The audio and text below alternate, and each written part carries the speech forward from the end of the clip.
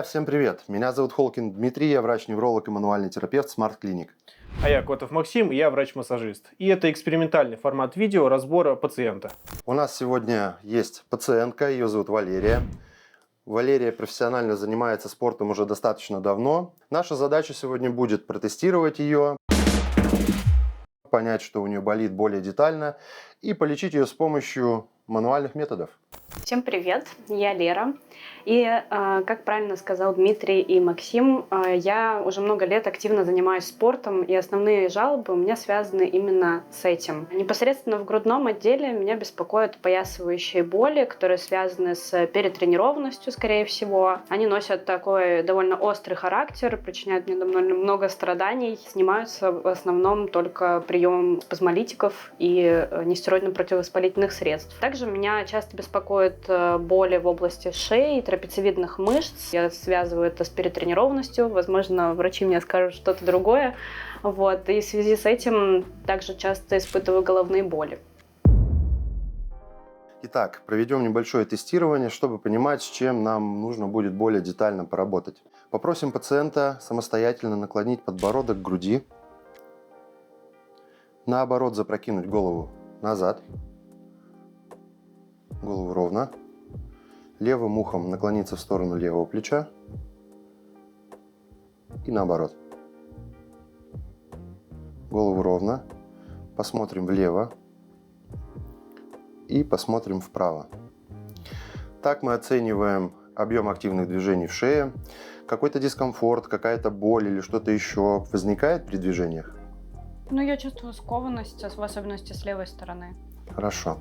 Теперь посмотрим объемы пассивных движений. Просим пациента расслабиться и нам не помогать.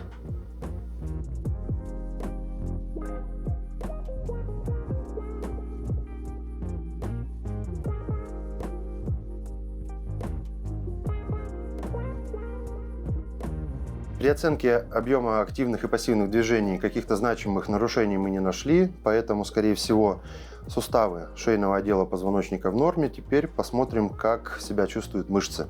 Для этого нам нужно пропальпировать подзатылочную область, боковую поверхность шеи, мышцу трапециевидную, мышцу, поднимающую лопатку. Если будет какой-то дискомфорт или боль, также говорите нам. Вот здесь. Да. Вот здесь. Как будто бы все одинаково больно там. Угу. Здесь. Здесь сильно больно. И вот тут. Здесь нет. То же самое делаем с противоположной стороны. Здесь. Ярко больно. Здесь. Умеренно. И вот тут. Сильно больно. А вот при оценке мышц мы видим, что есть определенные точки напряжения, триггерные пункты, которые как раз-таки дают болезненность при тестировании. Еще такой психологический фактор, что он за спиной стоит. Также, чтобы оценить, есть ли какое-то воздействие в шее на корешки спинного мозга, проведем следующий тест. Этот тест называется тестом Шпурлинга. Попросим пациента расслабиться и спокойно подаем сверху на голову. При этом возникает какой-то дискомфорт, прострел в руки, в грудной отдел.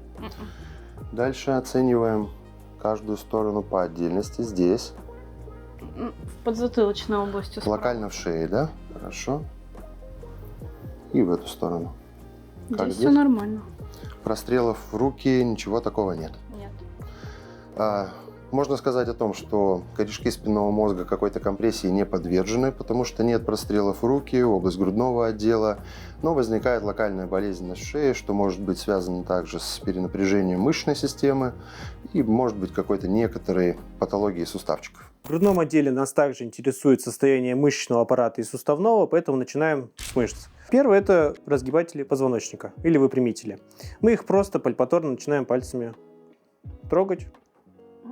Особенно оцениваем лицевую реакцию модели и спрашиваем: болезненно? Все сильно болезненно. Знакомая локализация болезненности? Да. А вот тут, видимо, да. Под пальцем я ощущаю здесь прям очень такой плотный валик. Можем сместиться чуть ближе к позвоночнику, чтобы попробовать пропальпировать многораздельную мышцу. И она даже более ярче. Справа сильнее, да, чувствуется? Также пациентка за кадром объяснила, что стреляющая боль в груди у нее больше справа. Мы можем подумать про межреберную невралгию, поэтому нам стоит затестировать реберно-позвоночные суставчики. Чтобы это сделать, мы чуть смещаемся от позвоночника и ставим свою ладошку примерно на уровень, где ее беспокоит. Начинаем продавливать. Как дела? Сравниваем с другой стороной.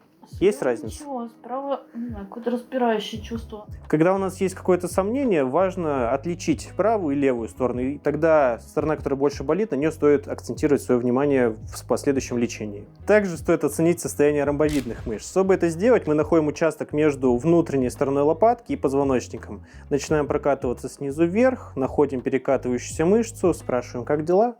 Нормально. Нормально, хорошо. С этой стороны? Тоже. Тоже. То есть нам стоит акцентировать внимание именно на продольных мышцах спины, а также на реберно-позвоночных суставчиках, особенно справа. Валерия делала МРТ, на нем никаких опасных находок нету. Она занимается тайским боксом, в связи с чем такое напряжение в мышцах. И как раз-таки, чтобы с ним бороться, нам поможет массаж и мануальная терапия. Итак, друзья, мы переходим к лечению нашего пациента. Начнем с мануальной терапии.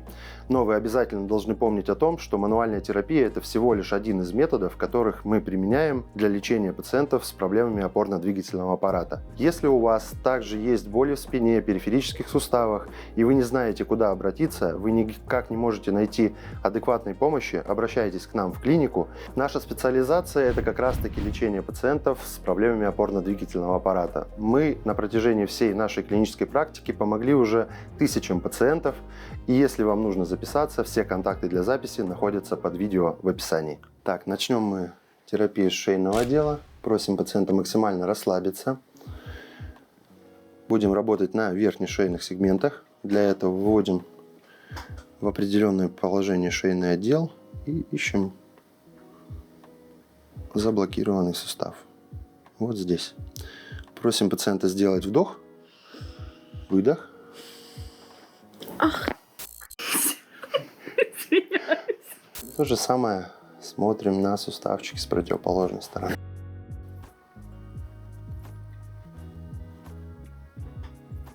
Вдох. Выдох. Нет, не больно, просто звук. Вот, сейчас надо. Громкий. Выноси, слышишь, у нас остались там черные пакеты. На самом деле здесь ничего опасного нет. Происходят щелчки вот в таких маленьких суставах. Они называются фасеточными. Пациенты просто обычно пугаются, особенно те, кто никогда не делал процедуру мануальной терапии. Переходим к работе с грудным отделом. Мы знаем, что у пациента есть как раз болезненность в области реберно-позвоночных суставов с правой стороны. Для этого свою руку подкладываем в область этих суставчиков с той стороны, с которой мы хотим поработать. Также просим пациента сделать вдох, выдох.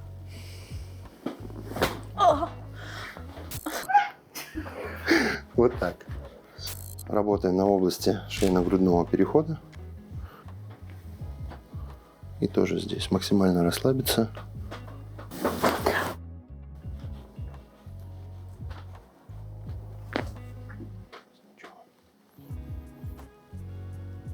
Не больно? Нет, не больно. И переходим к еще одной манипуляции на грудной отдел. Техника называется лифт. Вкладываем ручки с замком под затылком, локти под подбородком. Упираемся своей грудной клеткой в тот отдел, который хотим сманипулировать. Просим пациента сделать вдох, выдох.